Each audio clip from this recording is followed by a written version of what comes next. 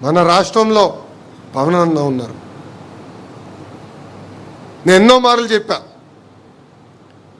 ప్రత్యేకంగా చంద్రబాబు నాయుడు గారిని అరెస్ట్ చేసినప్పుడు పవన్ అన్న ఆయన్ని కలిసిదానికి వచ్చారు.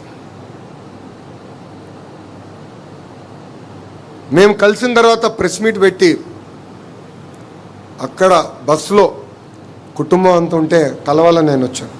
అప్పుడు ఆయన ఒక్కటే ఒక మాట చెప్పాడు, లోకేష్ ఒక పెద్దన్నగా నీకు నేను అండగా నిలబడతాను, నీకు ఏ సమస్య ఉన్నా నాకు ఫోన్ చేయి అని చెప్పిన వ్యక్తి పవన్ అన్న.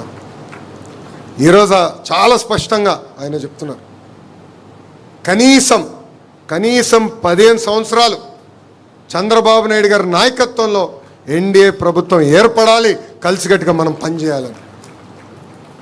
మొన్న ఒక ఇంటర్వ్యూలో పొరపాటున నేను 2029 కూటమి గెలుస్తుందని చెప్పా. ఇమ్మీడియట్గా ఆయన ఫోన్ చేసి నేను 3 టర్ములు అంటే నువ్వు వచ్చే టర్మే అంటావు ఏంటని నాతో దెబ్బలాడిన వ్యక్తి పవన్ అన్న. పొత్తు ధర్మం అందరం పాటించాలి, కలిసికట్టుగా పోరాడాలి, మన రాష్ట్రాన్ని మనం కాపాడుకోవాలి. దీనికి మనందరి సహకారం చాలా చాలా అవసరం. ఇంకా మన రాష్ట్రంలో గౌరవ ముఖ్యమంత్రి గారు చెప్పినట్లు క్రెడిట్ చోరీ జబ్బున్న నాయకుడు ఉన్నాడు.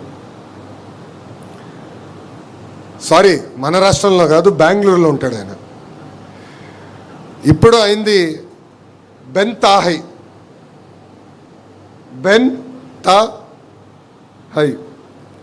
3 రోజులు బెంగళూరులో, ఒకరోజు తాడేపల్లిలో, 3 రోజులు హైదరాబాద్లో ఉన్న వ్యక్తి. ఒక కంపెనీ తీసుకురారు, ఒక పని పూర్తి చేయరు, మనం తీసుకొస్తేమో మేం చేసామంటారు. విచిత్రం ఏంటంటే గూగుల్ ఒక అద్భుతమైన ఉదాహరణ. ఫస్ట్ మీటింగ్ విశాఖపట్నంలో రహస్యంగా మనం పెట్టుకున్నాం. దాని తర్వాత నేను వెళ్ళి ఫాలోఅప్ చేశా. మళ్ళీ వాళ్ళు వచ్చి గౌరవ ముఖ్యమంత్రి గారిని కలిశారు. వాళ్ళు 2-3 మార్పులు కావాలి చట్టంలో అంటే కేంద్రంలో ఉన్న ప్రధానమంత్రి నరేంద్ర మోడీ గారు కానివ్వండి, ఆర్థిక శాఖ మార్చులు నిర్మలా సీతారామన్ గారు కానివ్వండి, ఐటీ శాఖ మార్చులు ఇంకా అశ్విని వైష్ణవ్తో గారు కానివ్వండి, సంప్రదింపులు చేసి పాజిటివ్గా వెళ్ళి చట్టాలే మార్చితే మేము తీసుకొచ్చామని క్రెడిట్ చోరీ చేసాక ప్రయత్నిస్తారు. చలో తీసుకోండి రాబాయ్ అంటే ఏకంగా వాళ్ళ ఎంపీఏ కోర్టుకు వెళ్ళి అలాంటి కంపెనీకి భూములు ఎట్టిస్తారని పిల్లేస్తారు. అంటే ఎంత అన్యాయమో ఒక్కసారి మనందరం ఆలోచించాలి. ఇది ప్రజల్లోకి తీసుకెళ్లాల్సిన అవసరం ఉంది. గౌరవ ముఖ్యమంత్రి గారు ఈరోజు చాలా అద్భుతంగా చెప్పారు.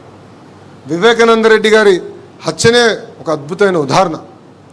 ఎట్లా వాళ్ళ నాయకుడిని చంపేసి ఆ నెపం మన పైన వేశారు. ఆ రోజు మనం పని చేసుకుంటూ పోయాం, సంక్షేమం చేసుకుంటూ పోయాం, అభివృద్ధి చేసుకుంటూ పోయాం. కానీ వాళ్ళు చెప్తున్న అబద్ధాలని తిప్పికొట్టలేకపోయాం.